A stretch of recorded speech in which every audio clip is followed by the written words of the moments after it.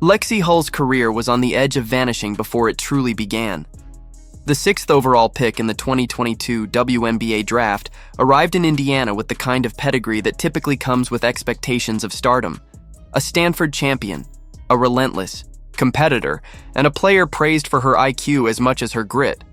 Hull was supposed to be a cornerstone for the Indiana Fever's rebuild. Instead, when the 2024 season tipped off, she found herself relegated to the far end of the bench, watching from the shadows while others leapfrogged her in the rotation. The whispers were growing louder. Was Lexie Hull ever going to fulfill her promise, or was she destined to become another draft bust forgotten in the shuffle of professional basketball? The situation was dire. Under former coach Christie Sides, Hull's playing time evaporated. Each game ended with her draped in a towel instead of making an impact on the floor. For a player whose life revolved around basketball from the very beginning, it was a cruel twist of fate. Hull had grown up in a fiercely competitive household where basketball wasn't just a pastime.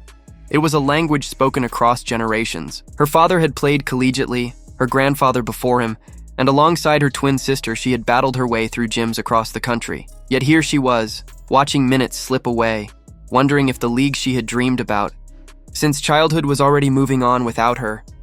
The Fever themselves were sinking. Their record out of the gate was abysmal, starting the year at 1 win and 8 losses, a stumble so bad it left fans begging for answers. The headlines were brutal, criticizing everything from rotations to defensive breakdowns to a complete lack of chemistry. The locker room carried the weight of that failure, and for someone like Hull, barely able to crack the rotation, it was both a professional and personal storm. She admitted later that it was one of the hardest stretches of her career, a moment where trusting the process was easier said than done. Every player in the league was a former star in high school and college, and every opponent had years of experience. Cracking through that barrier was proving far harder than she had ever imagined. But then came the earthquake. Caitlin Clark entered the league, and nothing was the same again. Clark wasn't just another rookie. She was a once-in-a-generation phenomenon. A player who carried gravity with every step, whose game pulled arenas to their feet and defenders into impossible positions. From the moment she walked into Indiana, the Fever were no longer a punchline. They were must-see basketball. Clark brought with her an electricity that rewired the team's entire identity. And for Lexie Hull, that arrival became a lifeline. Hull would later describe how the transformation began not in sold-out arenas, but behind closed doors in practice. Clark's competitiveness wasn't a gimmick. It was relentless. Scrimmages became battles. Mistakes were corrected immediately. Excuses were cut short, and every possession mattered. If the scout team wasn't playing hard enough, Clark demanded more. If a set broke down, she pushed them to fix it. That energy was contagious, and soon every player on the roster was forced to rise with her. For Hull, it was like having a door opened that had long been sealed shut. Suddenly, every cut mattered because Clark might actually find her. Every fast break became an opportunity because Clark could sling a pass the length of the floor with pinpoint precision. She joked in interviews that at first it was startling, realizing she had to be ready at all times. But then it clicked. This was her chance. Clark's vision created scoring opportunities Hull had never seen before, and her confidence began to rise with every made shot, every smart cut, every defensive stand that led to transition offense. What Clark gave Hull went beyond touches. She gave her belief. In those early games, Hull admitted she wasn't sure if her chance would ever come, but Clark's presence changed the calculus. Playing alongside Caitlin Clark, Kelsey Mitchell, and Aaliyah Boston meant that defenses could no longer key in on her. If they did, someone else would make them pay. If they didn't, Hull had to be ready to deliver. That balance, that redistribution of defensive attention, allowed Hull to finally showcase the player she always believed she could be. By mid-season, Hull wasn't just surviving, she was thriving.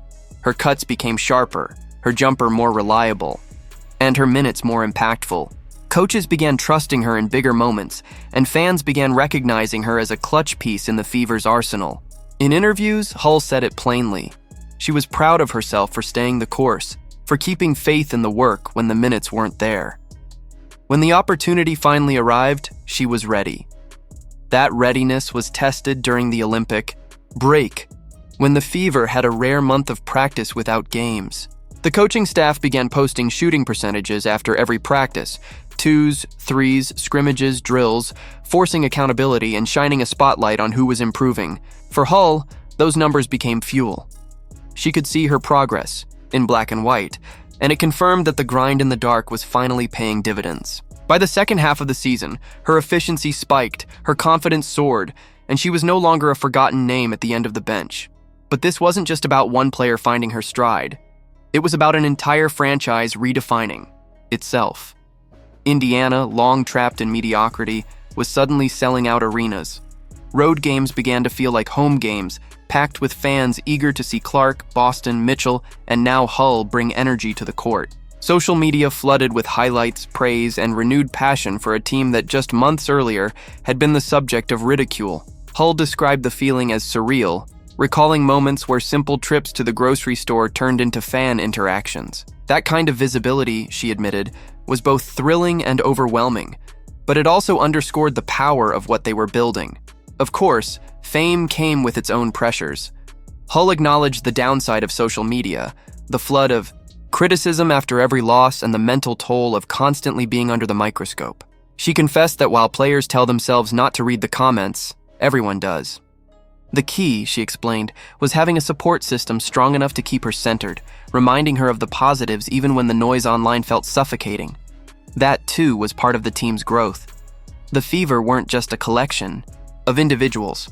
They became a family, a locker room that leaned on each other when the outside world grew too loud. And that culture shift mattered. Instead of fracturing under pressure, the Fever found unity. Instead of pointing fingers, they held each other accountable. Hull highlighted that even during the darkest stretches, they never turned on one another. That resilience, that refusal to fracture, was what allowed them to weather the storm and find their rhythm. It was also what made their resurgence so compelling to fans. Indiana wasn't just winning games, they were winning hearts.